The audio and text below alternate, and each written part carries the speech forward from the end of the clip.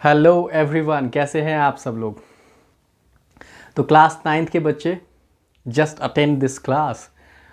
तो आज की क्लास जो है लाइंस एंड एंगल में हमने लास्ट एक्सरसाइज हमारी जो है रह गई है। So we have to complete that exercise, right. तो स्टार्टिंग की जो दो एक्सरसाइज है लाइंस एंड एंगल में हमने देखा क्या कि सेकेंड एक्सरसाइज में पैरेलल लाइन की कॉन्सेप्ट थी।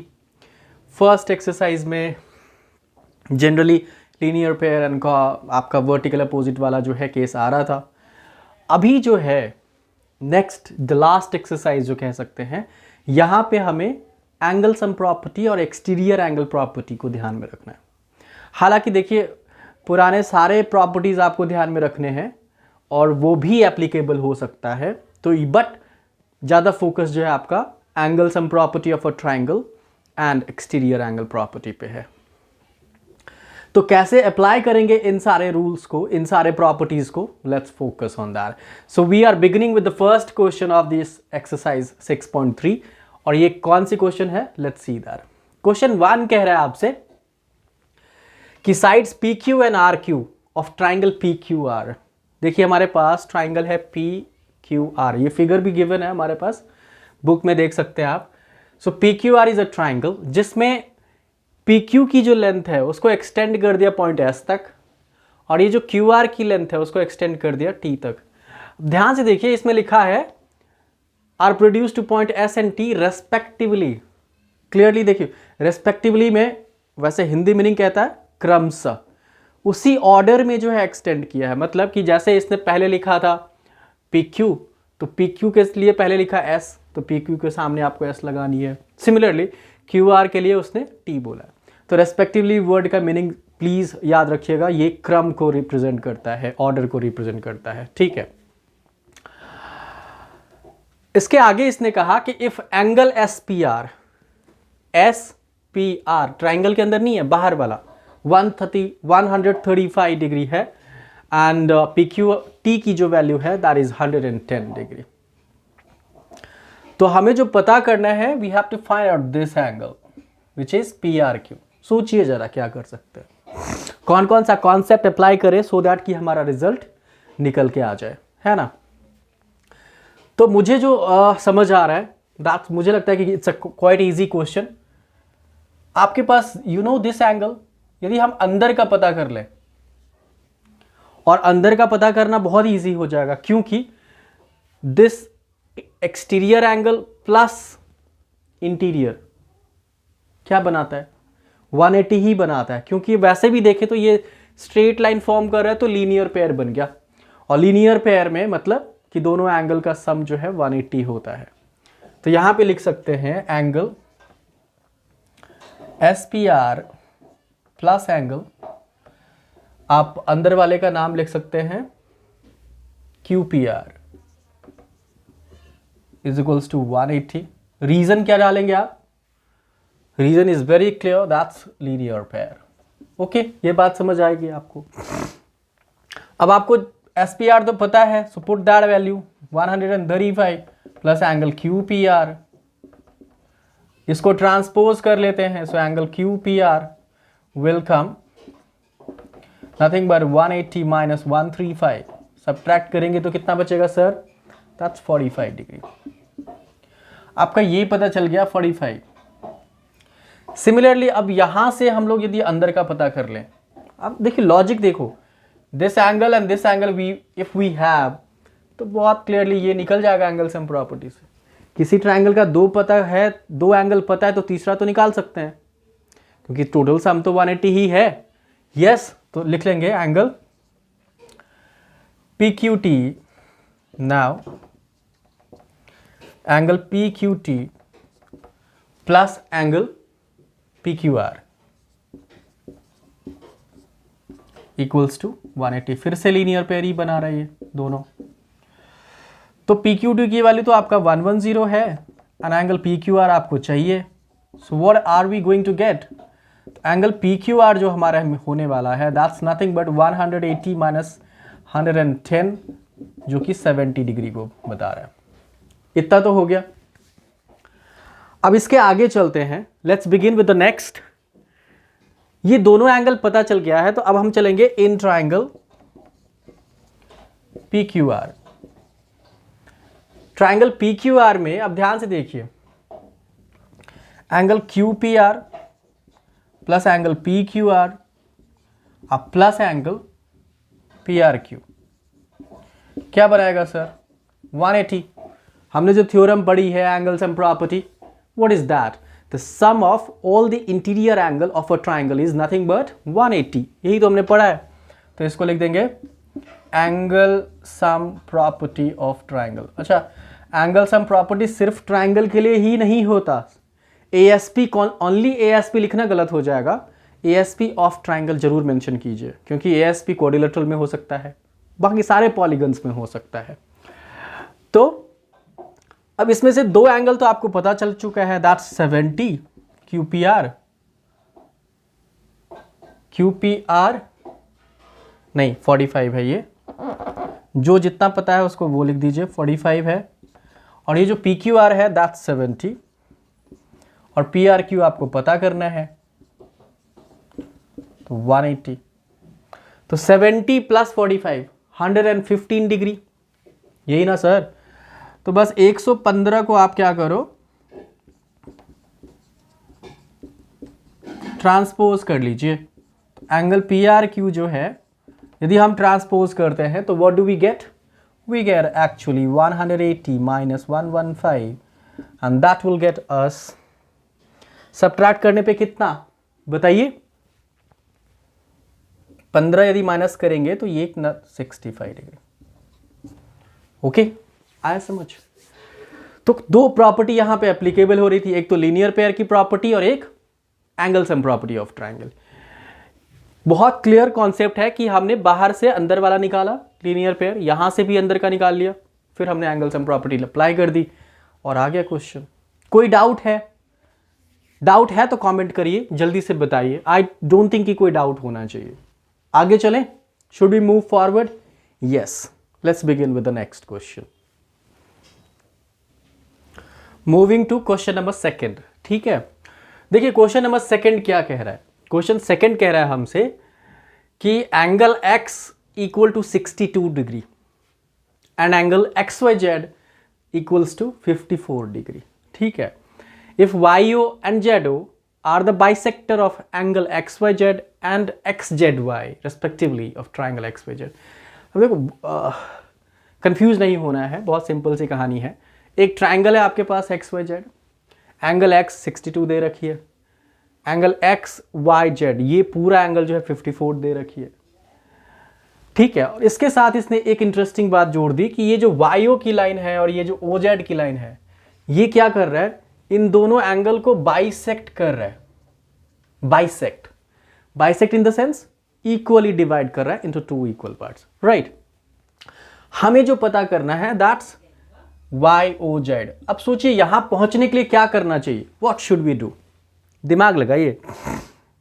देखो, ये एंगल तो हम तभी निकाल सकते हैं जब हमारे पास इधर वाला और इधर वाला एंगल पता चल जाए, तभी तो एंगल सम प्रॉपर्टी करेंगे। अदरवाइज सोचिए क्या कर सकते हैं। तो वो सोचने के लिए हम क्या कर रहे हैं, देखो ये 62 पता है, ये 54 पता है। यदि हम ये निकाल लें, एंगल सम प्रॉपर्टी से Z निकल सकता है, ऑब्वियसली निकल सकता है। और इसने चूंकि कह दिया है आपसे कि YO क्या कर रहा है, बाइसेक्ट कर रहा है। ये 54 है तो ये 27 हो जाएगा अंदर वाला, इधर का भी हाफ पता चल जाएगा, तो ये 2 आ गया तो तीसरा तो निकल ही जाएगा सर। सोचिए, क्वेश्चन बनाने से पहले आपको प्लान कर लेना है कि कैसे करना है क्वेश्चन को, है ना? यदि एक बार प्लानिंग समझ आ गई कि ये स्ट्रैटेजी बना लिया आपने कि इस तरह से हम कर सकते हैं, है ना, दूर तक सोच पा रहे हैं आप, तो फिर समझिए कि बहुत अच्छा हो रहा है आपके साथ। You are doing a very nice, very well. Let's go with this one, देखते हैं। तो पहले लिखेंगे इन ट्राइंगल XYZ की कहानी क्या है? Angle x plus angle XYZ plus angle XZY, है ना, इक्वल टू 180 होगा। बहुत सिंपल सी कहानी है, ASP ऑफ ट्राइंगल। ठीक है, होगा। तो एंगल x को जो जो पता है वो पुट कर लेते हैं, 62, ये भी पता है 54, ये आपको निकालनी है XZY। तो 54 54 एंड 62 ऐड करिए, 6 5 11, 116 plus angle X Y Z, subtract कर ले 116 को इधर राइट साइड में पुट करें, तो देयरफॉर जो एंगल एक्स वाई जेड की कहानी है आपकी 180 में से 116 सब्ट्रैक्ट कर लीजिए, you will get that answer. What is that answer now? अभी आंसर नहीं है, अभी जेड की वैल्यू आएगी, ठीक है। इसमें से इसको सब्ट्रैक्ट करिए यदि, तो ये निकल के आ रहा है आपका 64 डिग्री। तो ये वाली जो आपका एंगल है दैट्स नथिंग बट 64, ठीक है। तो अब देखिए, अब जो हमारा now angle O Y Z, हम इस छोटे से एंगल की बात कर रहे हैं इस बार। तो ओ वाई जेड जो है आपका क्या है, एंगल एक्स वाई जेड का हाफ है कि नहीं? क्यों है? यहां पे लिख देंगे since O Y bisect angle X Y Z. Is it okay? ये बात क्लियर होनी चाहिए आपको। तो अब एक्स वाई जेड तो आपको पता है दैट्स 54 अपॉन 2 कर लेते हैं, तो ये हो गया आपका 27। तो आपका जो एंगल ओ वाई जेड की वैल्यू है ये पता चल गया आपको।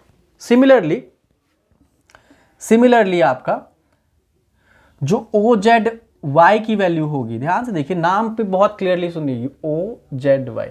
जो देखो एंगल में 3 लेटर्स आ रहे हैं, उसमें जो बीच का लेटर्स है वही रिप्रेजेंट करता है कि that is the point where the angle forms, उसी पॉइंट पे है ना। तो आपको वो लेटर जो है ध्यान रखनी है। ओ जेड वाई मतलब कि ये पे इस वाले पॉइंट की बात कर रहे हैं। तो ये भी एंगल जो होगा वो क्या होगा, एंगल एक्स जेड वाई का हाफ होगा। एक्स जेड वाई मतलब फुल एंगल। अब फुल एंगल आपको पता चल चुका है दैट 64 अपॉन 2, तो ये हो गया 32। क्लियर? अब मैंने क्या कहा था कि यदि इस छोटे ट्राइंगल में 2 पता चल गया तो तीसरा निकालना आसान है। एंगल सम प्रॉपर्टी लगा दे, बताइए हाँ या नहीं। So therefore in triangle O Y Z angle O Y Z plus angle O Z Y plus angle Y O Z, that's nothing but 180 degree ASP, ठीक है। अब इतनी कहानी है। अब इसमें से 2 तो पता ही है आपको। 2 कितना सर? 1 is 27, 1 is 32। आपको वाई ओ जेड चाहिए, तो इन दोनों को ऐड किया तो कितना, 32 एंड 27 59 हो गया। तो आपको वाई ओ जेड जो देखेंगे कितना निकल के आ रहा है, therefore Y O Z, angle Y O Z जो आपका है 180 डिग्री माइनस 59, तो ये हो गया आपका 100 एंड कितना 21 डिग्री। सोचिए कैसे किया हमने, कैसे किया? कुछ दिमाग आ रहा है, कुछ समझ आ रहा है आपको कैसे किया? पहला काम था आपका कि ये एंगल जेड निकालना, angle sum property of the bigger triangle X Y Z से, वो कर लिया हमने। फिर हमें ये पता था कि ये वाई ओ और ये ओ जेड क्या कर रहा है, वो दोनों एंगल को बाइसेक्ट कर रहा है। तो हाफ तो कर ही लिया, ये 27 हो गया, ये 32 हो गया, है ना। फिर ये छोटे वाले में एंगल सम प्रॉपर्टी लगा दी, आ गया 32 एंड 27 विल गेट 59। 59 को सब्ट्रैक्ट किया तो 121 degree is what the answer we have. तो इस तरह से हमने क्वेश्चन नंबर 2 को बना लिया है। आगे चलें? डाउट है, कुछ भी क्वेश्चन है मन में कि सर ये नहीं समझ आया, ये कैसे किया आपने, प्लीज कमेंट करिए sir, I am waiting for you, ठीक है। I will try to answer these all. Moving to the next question, ठीक है, आगे चलते हैं। Okay, so let's begin with question number 3, ठीक है। क्वेश्चन 3 छोटा सा क्वेश्चन है और आसान क्वेश्चन है, लेकिन जैसे कि मैंने कहा था कि प्रीवियस सारे कॉन्सेप्ट आपको ध्यान रखनी है, चाहे वो पैरेलल लाइन की कॉन्सेप्ट हो, चाहे वो जितने भी एंगल्स की प्रॉपर्टीज हो, we all have to follow here, right. तो क्वेश्चन देखिए 3 क्या कह रहा है, बहुत आसान सा question, third question. If A B parallel D E, आपके पास ए बी और डी ई क्या है, पैरेलल लाइन गिवन है, and angle C D E, उससे पहले एंगल बी ए सी जो है आपका 35 है, दिस एंगल, और एंगल CDE की वैल्यू आपको पता है दिस 53। आपको जो पता करना है that is DCE this angle. तो कैसे करें, क्या करें, बहुत सोचिए जरा, आसान। मैं आपको हिंट दे रहा हूं कि ये पैरेलल लाइन के कॉन्सेप्ट पे है पहले, उसके बाद आगे कुछ। देखो सोचो, ये जो AB की लाइन है that is parallel to DE, yes और नॉट, है ना? पैरेलल है तो, और ये जो AE लाइन दिख रही है आपको क्या है? ट्रांसवर्सल का रोल प्ले कर रहा है। ट्रांसवर्सल क्या? If a line intersects two parallel lines at two different point, that is what the transversal we have. Transversal जरूरी नहीं है कि पैरेलल को ही करे, किसी को भी कर सकता है।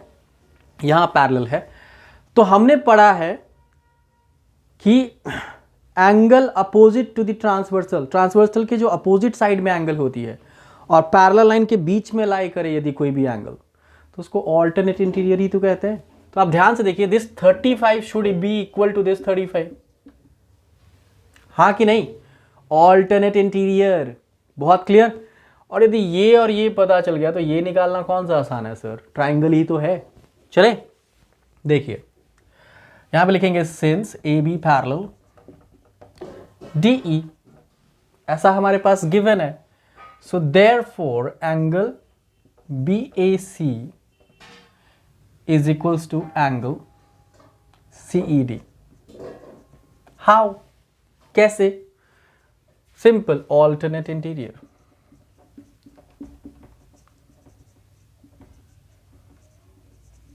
Is it okay?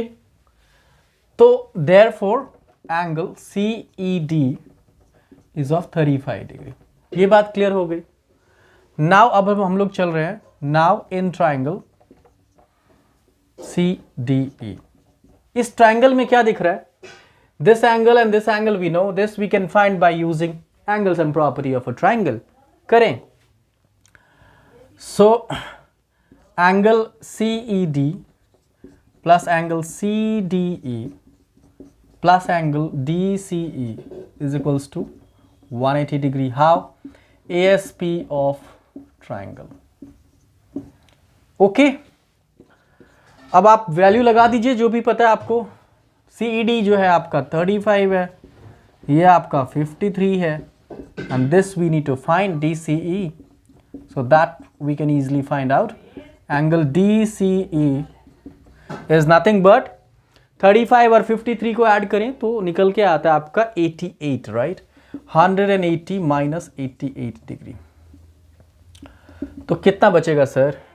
92 बच रहा है। Okay, so 92 is what we have the value for angle DCE. That's all, done.